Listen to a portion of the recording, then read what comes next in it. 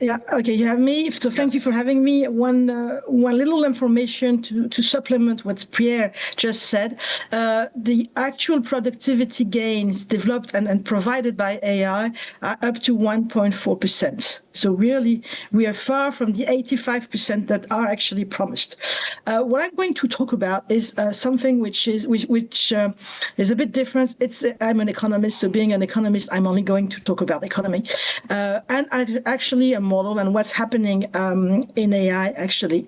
So I'm going to talk about actually what is called axiological displacements, which is the transformation of value with an S or without an S in the age of artificial intelligence.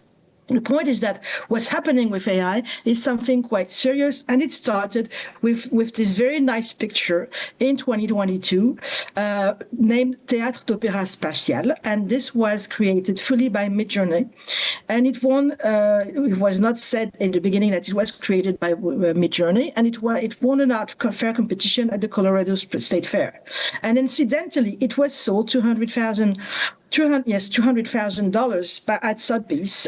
So something that was absolutely 100% artificially created had value. And this art piece, or can we call it an art piece,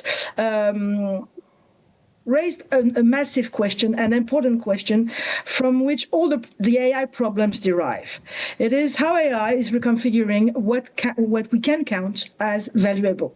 If you are working for example, in work in the different the job activities or job management activities, you know that if you want to recruit somebody, you will need to define a number of characteristics. The problem is that the algorithm clearly choose what is valuable and what is not valuable because it's reconfiguring itself permanently and even more in the agentic ecosystem. So it's the algorithmic, which is the approach which is central to AI, autonomize the middle level of valuation.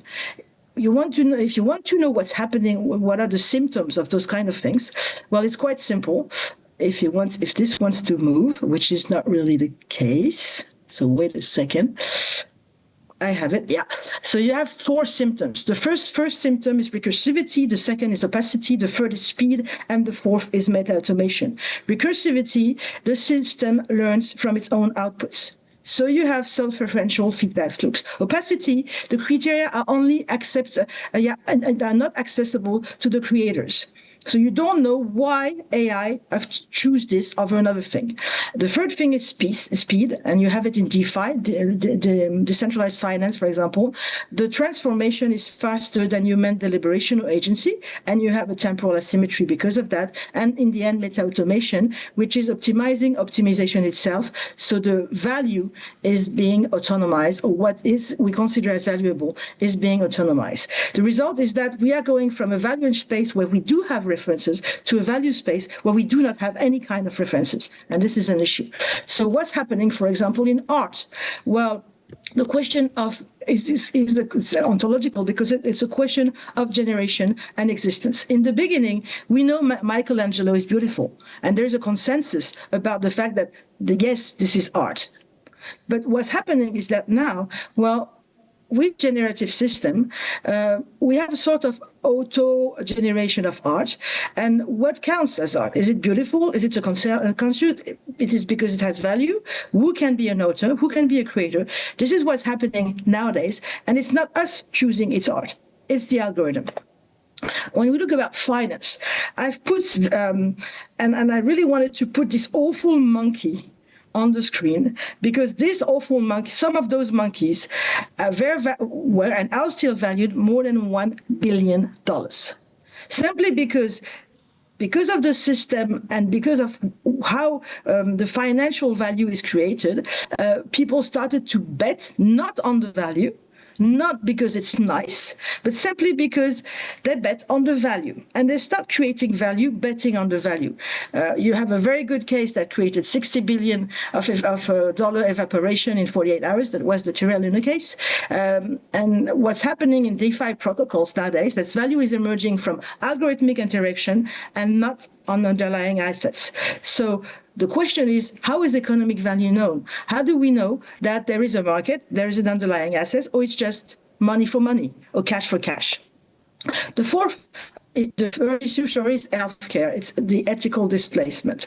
We had this very interesting approach saying, during COVID, we had issues, and we had issues about, choosing the patient.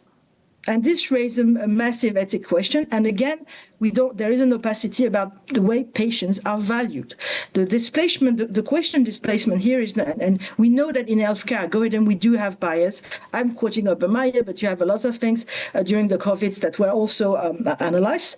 And what is quite fascinating and interesting is that we are coming from the Hippocratic oath, and we are going to algorithmic triage, saying who deserves care. And the algorithm now is deciding sometimes with opacity. So the transform question is not about it is ethical or unethical. It's who counts as a patient worthy of treatment. And the algorithm is doing this with a certain degree of autonomy.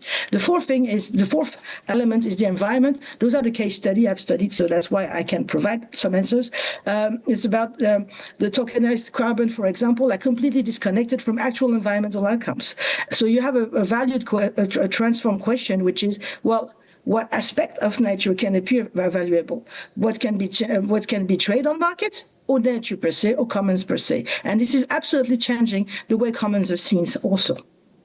So if I do a sort of comparative synthesis, you have those four elements: art, ontological; finance, epistemological; health, which is ethical; and environment, which is ecological. And you have those cross-domain patterns saying, in each domain, we've been talking about what is AI doing? Well, AI does not simply apply the ongoing and existing criteria, the things we think as human having value, but it is generating novel valuation frameworks on which we don't have real institutional oversight. We don't have human agency. It's not even human-centric. So, and this is absolutely not considered. This is absolutely not studied. So it's a qualitative transformation, not merely a quantitative acceleration. And the question is, what kind of agency do we have on this? What kind of control can we have on this? And in the end, what kind of models can we devise from this approach? Thank you. For implication, democratic stakes. Societies need to deliberate for a number of things. How are they going to evolve if faster than any kind of discourse? The ethical stakes. I've already talked about this in health, and also the existential stakes, which I just detailed. What remains of human agency if value becomes autonomous, which is exactly what is happening. Thank you for your attention. You have a number of opening questions here. If you do have questions, I know I was quick, but it's difficult to talk about this thing in 10 minutes anyhow. But I respected the 10 minutes, which is seldom the case with me. And so key contribution is it's a novel valuation framework. And we need to see the impact. And the fascinating thing about AI is that evaluation is mostly technical and not really on a more holistic point of view. And again, this open question, what forms of governance can preserve collective agency over any kind of infrastructure in the algorithmic age? And believe me, when you look at DeFi, when you look at what's happening in health, I heard about what was the question about the GPT of medicine, for example. We really need to be cautious, and it's something that is not looked at. Thank you very much, and I will take a question if you need more. Thank you, Caroline.